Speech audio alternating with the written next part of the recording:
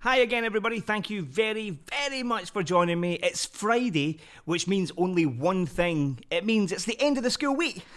I'm more joking. It also means that we are on chapter 10, can you believe it, of Archie Unplugs the Internet. Now, we have gotten to the stage now where Archie was just about to plug the internet back in, but he was met by a mysterious figure, and that mysterious figure spoke to him. And the thing is, we all thought it was Ronald Shrimp. But it turns out Ronald Shrimp is trapped at the Bright House because of the internet. So who has met Archie at the bush? Let's find out. Chapter 10, Archie Unplugs the Internet. Archie stared at the man opposite him. His brain was going a mile a minute, wondering what to do next. His first instinct was to run, but he knew that the president of the world would have security all around the house. He had no choice but to step up and admit his mistake. Archie gulped, took a deep breath, and said, "President Shrimp, Wait, what?" asked the man. What did you call me? "Oh, I'm sorry," exclaimed Archie. I don't know how to properly address you, Mr. President, Mr. Shrimp, your shrimpness, Ronnie." The man took a step towards Archie, his intimidating form overshadowing Archie's small frame. He inhaled, and then he laughed. He laughed the loudest, most belliest of belly laughs Archie had ever heard. Even the cats stopped screeching and the dogs stopped barking. "You think I'm old Shrimpy?" he said, still laughing. He continued to laugh and eventually calmed down and said, "Oh, I really needed that. Thank you, Archie." "So who are you then?" asked Archie. The man took a step forward, the security light catching him and brightening up the whole garden, as well as the man's face. Archie was expecting to see a face of an angry, pursed-lipped president, but was met with a soft, friendly face. He began, "My name is Terence Task.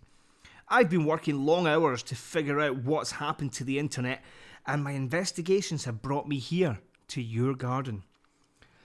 The man noticed that Archie's nose had gone bright red and was starting to shake. "Oh, Archie, you must be cold. Shall we go inside?" Archie walked inside with this man following him. His parents and Abby were in the kitchen, and they looked surprised when they saw the man. They recognised Terence Task right away, but they wondered why he was in their house, coming through their back garden with Archie. And despite their best efforts, they were too dumbfounded to make any noise. Instead, they stared open-mouthed at him. Task kindly asked for some tea and a hot chocolate to help heat Archie up, and movement erupted in the kitchen again. Dad grabbed the kettle and filled it. Mum dried her hands and formally introduced herself to Terence D. Task, the man who created the internet. Once all the introductions were made, as well as the hot beverages, they moved into the living room, and Terence started to explain. "When I first expanded the internet back in 1983, it was small. It was a network of computers used to send virtual letters from one office to another. Never in my wildest dreams did I think it would grow to what it's used for today. Relationships, gaming, social media, people opening chocolate eggs." What's that all about, by the way? "And never did I even think it would be the source of managing the world's finances. As it grew in the mid-90s, my old friend Ronald Shrimp suggested that we make people pay to use it per minute. When I said no, he tried to intercept the signal using his wealth, but he never had the manpower, the patience, or, quite frankly, the smarts to do it. Obviously, being used to throwing money at something to get his way has bothered him since the 90s. He decided the only way to control the internet was to become the most powerful man in the world." Archie decided to ask the question that had been nagging him for weeks. "But what about the plug in the garden? What's that got to do with any of this? Task continued. Patience, Archie, my friend. I'm getting to that. So when the internet continued to grow, I realised I needed some kind of off switch in case anything catastrophic happened. It needed to be in a remote location, somewhere Shrimp would never expect, where I could disconnect it with a simple unplug. When I built the override plug back in 1996, this house didn't even exist. The whole neighbourhood didn't exist. This was a large field in the middle of nowhere and was supposed to be protected from building sites for 20 years. I didn't realise that 20 years had elapsed and these houses were built in 2016. Archie's mum glared down at a letter addressed to them.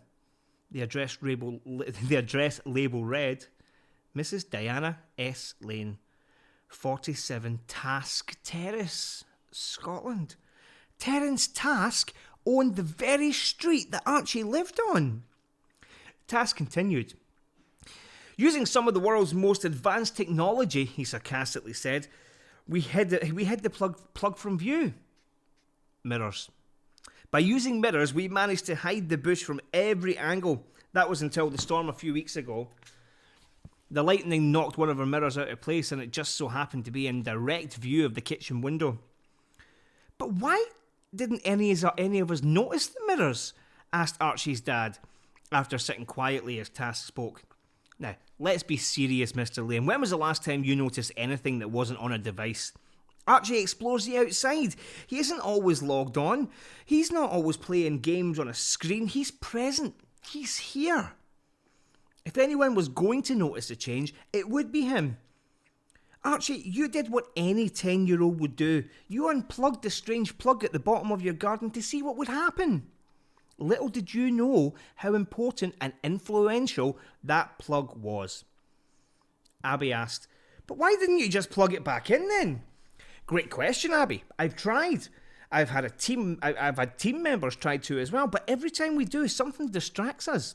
Believe me, I know how weird that sounds. It's been baffling me for weeks. The Lanes looked at each other and then back to Task. How on earth could they all be distracted about plugging something in? It seemed very, very ridiculous. Terence Task noticed their faces. Don't believe me? Try it. I insist. Archie's dad decided what Task was claiming was preposterous.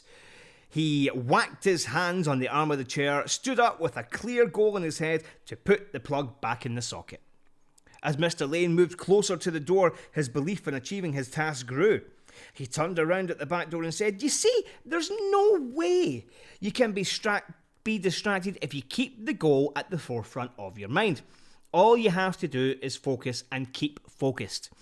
As he walked to the door, he noticed a hen-shaped egg basket sitting on the counter and said, and what is it with all those chocolate egg videos anyway? Who started them? And why are they so popular? It was 5 minutes later before they all realised that they'd been discussing the toys being opened, the eggs being opened, and every other weird and wonderful video they'd come across online. It wasn't until Archie said, stop talking about those videos, that they were brought back into the room. Tass walked over to Archie, put his hand on his shoulder, as if to thank him for bringing the attention back. It happens to us all, said Task. Archie's dad was stunned, dumbfounded, silenced. There only seems to be one person on this planet that doesn't get distracted when he gets near the plug. And that's you, Archie. I noticed you'd managed to pick the plug up when you heard me. That also means that you're the only person who can put the world back online.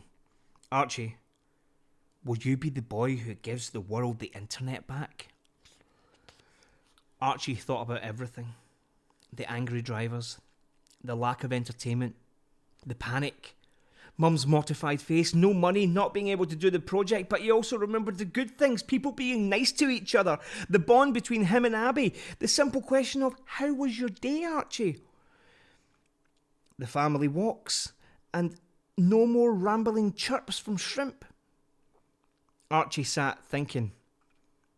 He could sense everyone was staring at him, waiting for him to make his decision. He breathed a deep breath and said, The problem is, and that, I believe, is the end of chapter 10. What a week it's been. It's been another strange week in this strange world that we're in, but we're here. We've managed to get to the end of the week. I'll be back on Monday. We'll do chapter 11 Monday and chapter 12 and the extra chapter on Tuesday, and that's where we'll finish it off. And then Lisa, I believe, is going to be doing Lucy's diary as well. I'm going to make a little announcement just now that I wasn't planning on doing, but I'm going to do it anyway. Over the coming days, hopefully next week at some point, I will be releasing another ebook. This ebook I will be releasing for free, and you'll be able to download it straight off the website. And it's about Lucy, and it's about all the emotions that she is going through right now, whilst all this is going on in the world. So Federica is currently working on the illustrations as we speak, and hopefully we'll release it next week. But it'll be free. I'm not going to charge for it, and it'll be on the Lucy's Blue Day website. So just keep an eye on this Facebook page or the YouTube channel or any social media, and we'll make sure and let you know that it's out. If you want to grab Archie Unplugs the Internet, I have found out that there are some paperback versions available on Amazon, and you can also get the ebook from lucysblueday.com/ebooks. All my books are up there on ebook. Thanks again. Have a great weekend. Enjoy yourself, and I'll see you Monday, okay? Bye.